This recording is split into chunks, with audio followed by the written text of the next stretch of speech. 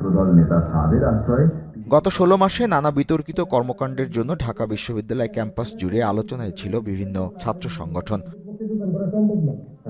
সাধারণ শিক্ষার্থীদের অভিযোগ, ডাকসুর নির্বাচনের পর থেকে ক্যাম্পাসের বিভিন্ন স্থানে গড়ে ওঠা ছোট দোকানগুলোকে কেন্দ্র করে চাঁদাবাজির সিন্ডিকেট গড়ে উঠেছে। এর পিছনে কোনো কোনো ঘটনায় শাখা ছাত্র দলের কর্মীরা জড়িয়ে পড়ছে বলে অভিযোগ সাধারণ শিক্ষার্থীদের।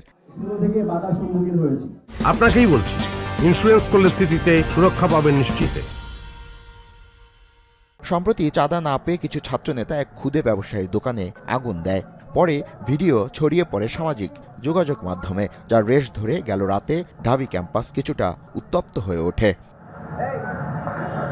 এমন প্রেক্ষাপটে ঢাকা বিশ্ববিদ্যালয় ক্যাম্পাসের ভাসমান দোকান থেকে ছাত্রদলের চাঁদাবাজির প্রমাণাদি বড় পর্দায় দেখালো ডাকসুর নেতারা। রোববার বিশ্ববিদ্যালয়ের মধুর ক্যান্টিনে সংবাদ সম্মেলন করে ডাকসুর সদস্য সর্বমিত চাকমা ছাত্রদলের বিভিন্ন চাঁদাবাজির ঘটনা প্রজেক্টরের মাধ্যমে তুলে ধরেন। ভাগ নিতে হবে বলে জানান হাসান। সংবাদ সম্মেলনে ডাকসুর সাহিত্য ও সংস্কৃতি সম্পাদক বলেন, চাঁদাবাজদের প্রতিরোধ না করলে ছাত্র জনতা প্রতিরোধ গড়ে তুলবে। আমরা আশা করেছিলাম তারেক রহমান সাহেব দেশে আসার পরে তার দলের যে চাঁদাবাজ আছে, যারা চাঁদাবাজি করছে, দলের নাম ভাঙিয়ে তাদের বিরুদ্ধে ব্যবস্থা গ্রহণ করবে এবং তাদেরকে ছাঁটাই করে দলটাকে একটি পবিত্র দলে পরিণত করবে। কিন্তু অত্যন্ত দুঃখজনক হলে সত্য, আমরা এই ধরনের কোনো পদক্ষেপ আমরা এখন পর্যন্ত দেখতে পাইনি। এ সময় তিনি বলেন, টেন্ডারবাজি ও দখলদারিত্ব যেন না থাকে ক্যাম্পাসে।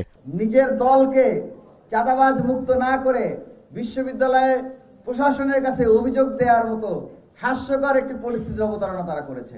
চাঁদাবাজদের যারা সুবিধা পেয়েছে, এই সুবিধাভোগীরা বিভিন্নভাবে এই চাঁদাবাজের বয়ানকে এস্টাবলিশ করার চেষ্টা করছে।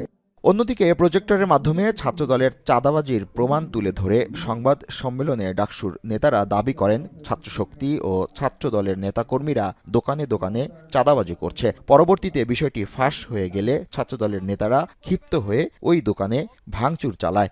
সর্বমিত্র চাকমাকে এই ক্যাম্পাসের ইন্সপেকশনের দায়িত্ব দেওয়া হয়েছে। এদিকে সকালে ডাকসুর প্রতিনিধিদের বিরুদ্ধেও পাল্টা অভিযোগ তুলেছে ছাত্রদলের নেতাকর্মীরা। যে ধরনের কোনো ঘটনা ঘটেনি এবং গতকালকে ঘটেনি, যেটি 2 মাস আগে অন্য একটি ঘটনা, অন্য প্রেক্ষাপটে একটি ঘটনাকে কেন্দ্র করে চাঁদাবাজের তকমা দিয়ে মিথ্যা প্রোপাগান্ডা ছড়ানো হয়েছে। কেউ যদি কোনো প্রকার মিথ্যা কল্পিত অভিযোগের ভিত্তিতে কোনো মব তৈরি করার চেষ্টা করে, সেটি বিগত দিনে আমরা যে নীরবভাবে প্রত্যেকটি ঘটনা সহ্য করেছি, আগামী দিনে আমরা কোনো নীরবভাবে কোনো ঘটনা সহ্য করব না। এই নিয়ে প্রক্টর বরাবর অভিযোগ দিয়েছে তারা। এ বিষয়ে ঢাবি ছাত্রদল নেতাকর্মীদের পাল্টা লিখিত অভিযোগের ভিত্তিতে আজ বিশ্ববিদ্যালয়ের প্রক্টর অফিস 4 সদস্যের একটি